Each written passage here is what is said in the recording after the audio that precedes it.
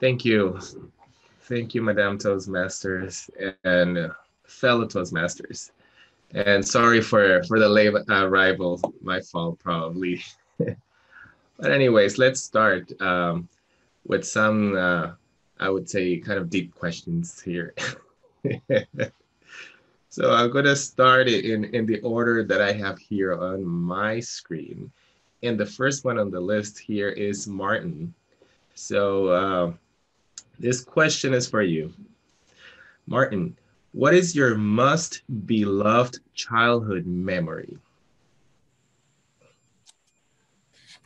My most beloved childhood memory is my grandma fixing me with a piece of bread, and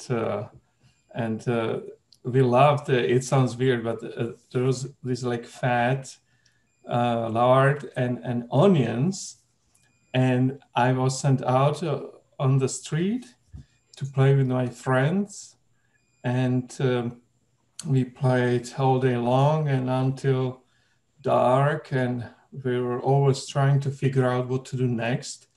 And it's it's so sentimental. We were always sitting together and asking each other, "So what are we going to do now?"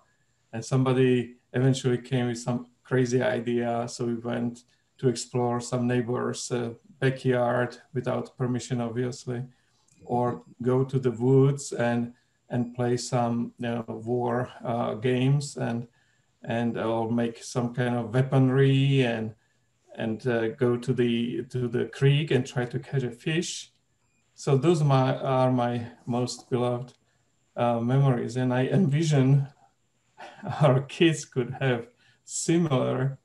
I'm not sure if in the same format, but I hope they will have some kind of those too. Back to you, Mr. Table Topics Master.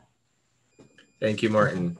And I Thanks. strongly believe that that's what our kids nowadays need. Yes. Some of that. All right. Now my next person in line is Daniel. Dan, this question is for you. What is the one thing you like others to remember at the end of your life?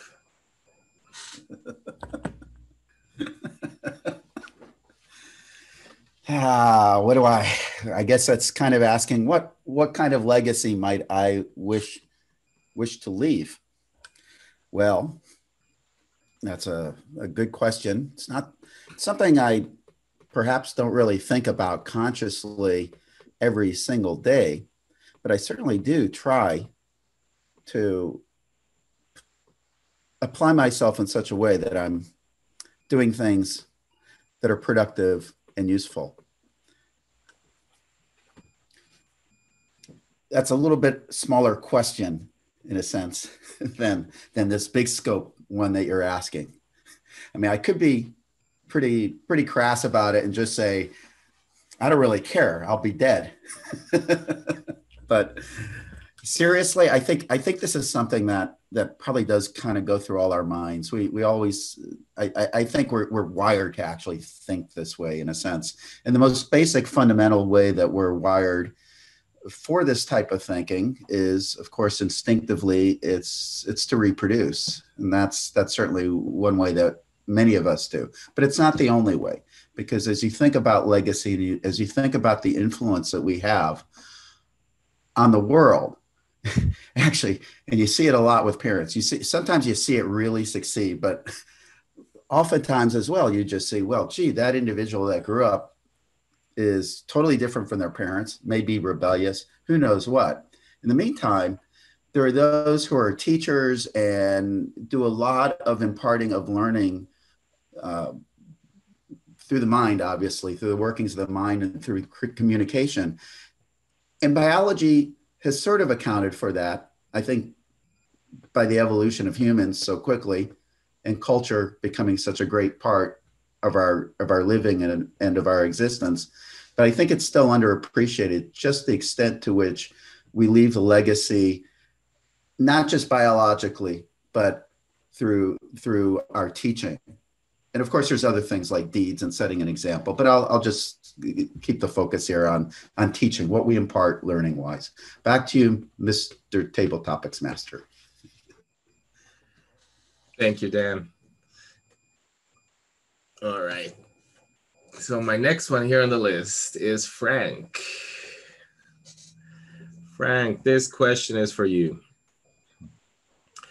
Would you rather lose all of your old memories or never be able to make new ones? Oh, shit. Let's see. Well, I would like to lose some old memories, especially the ones that are like, you know, like limited belief memories. Like, you know, sometimes you wonder why you're like, you know, you're shy about, you know, about doing certain things, or you you know, you feel you're wondering why you you know, you think you can't do certain things. So I wouldn't mind losing some old memories that were not beneficial to me. But you know, I want to be able to do new memories, because I want to be able to especially if they're empowering, like better memories, so that way I'm a better person. And so that would be one thing that I would probably do. So in that way, I'm kind of getting a little bit of both sides. So lose the old memories that are not really beneficial, and have new memories so that I can, you know, be a better person. So back to you, Table Topics Master. So we totally be against losing all of your memories. All right, thank you, Frank. Now, my next one on the list, Stephen, this question is for you. What one thing have you not done that you really want to do?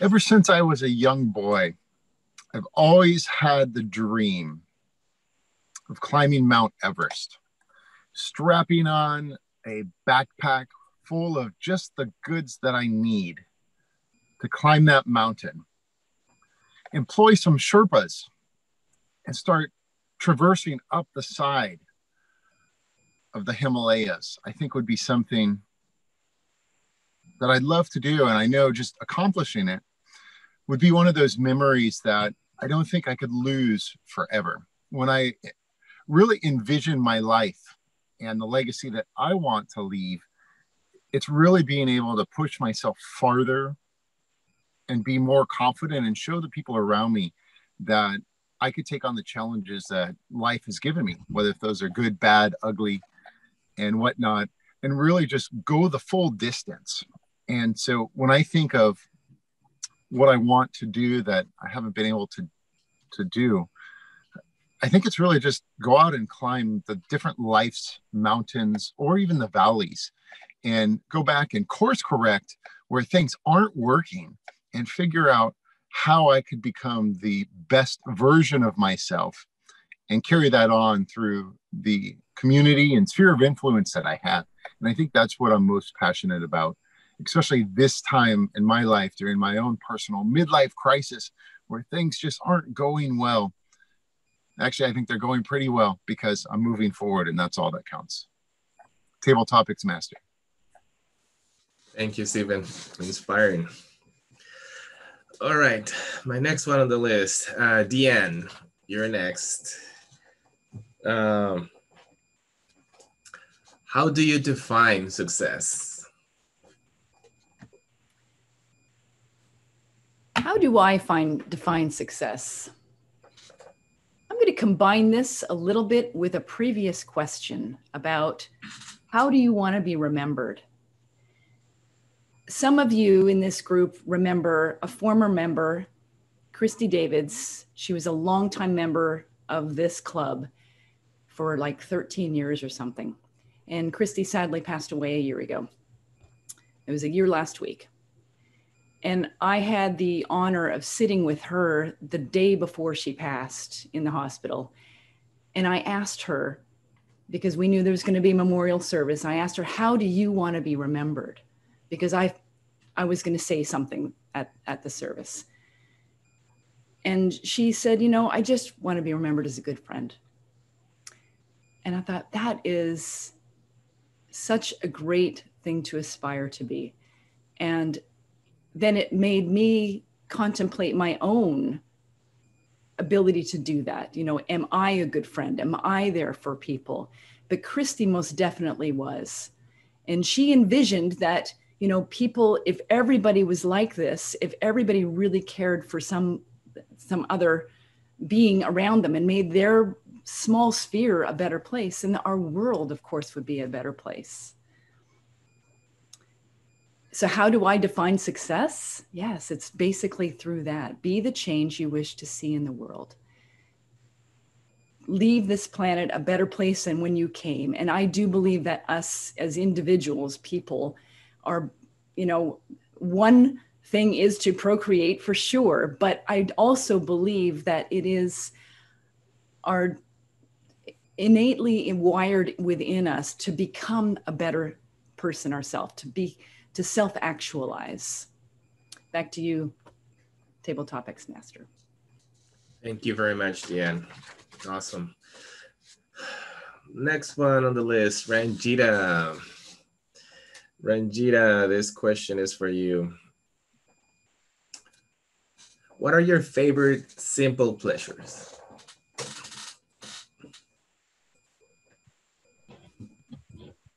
My simple pleasures are really to curl up in bed with a wonderful book to read and a nice cup of cocoa. When I was younger, I used to read a lot of Agatha Christie books. And she would describe these afternoon teas with scones and stuff. And that's exactly how I would like to do it. Not necessarily sitting at a table, but in bed with my scones and tea and reading a wonderful book. That would be my simplest pleasure. Unfortunately, life is so busy. There's so much going on. There are other things I like to do as well, like taking a walk, trying to de-stress, listening to some music, like Yanni. I don't know how many of you listen to Yanni, but I love his music. It's very relaxing. And again, that's one of my life's simple pleasures, just walking along and listening to good music. Back to you, Mr. Table Topics Master. Thank you very much, Ranjita. My next one on the list is Chris. Chris, what book or person has had the greatest influence in your life?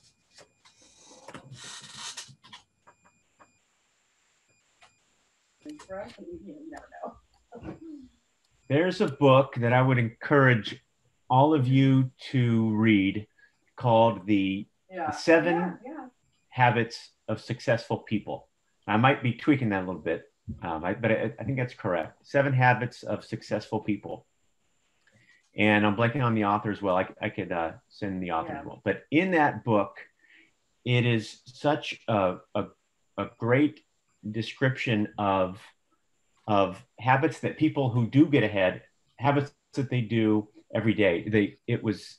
It's a relatively older book, but yet the principles still directly apply today with regard to providing clear values for yourself and for your family, with regard to scheduling the things that you do by prioritizing not just what's important and urgent,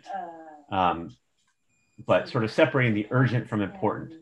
And among many, many other topics that just provide a really good direction. And when I read that book almost 4 years ago now, it really did change my life. And thinking about it now, I would encourage you I think I'm going to go back and read it again, and would encourage all of you to take a look at that book. It is really great. 7 Habits of Successful People.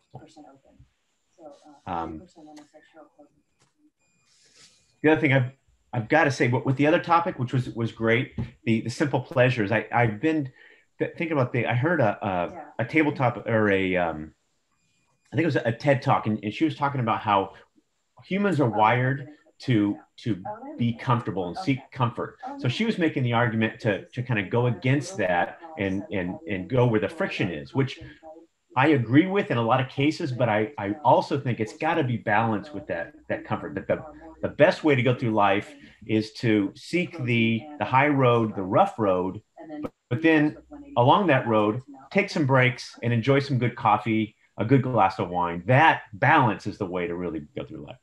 Back to you, Table Topics Master. Thank you very much, Chris. I wrote the name of the book. I'll read it. Perfect. And the last one on my list, and the last but not least, is Joanne. Joanne, this question is for you. Why are you a Toastmaster member? Sometimes I ask myself that question, but first of all, I've said before, I do this speech contest, and when I started doing it, I realized the kids that were speaking were so good, I didn't really know how to tell them to be better, unless, they did something blatantly, horrible.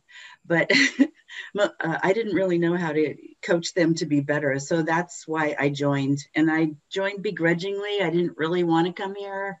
I expected to not like it. And then I just really enjoyed it once I got here. I love hearing everyone's stories and everyone's advice. Like today, all the motivational things you talked about, like the 7 habits. The 7 habits even says to write your own obituary. That's one of the things. And that's what we talked about today.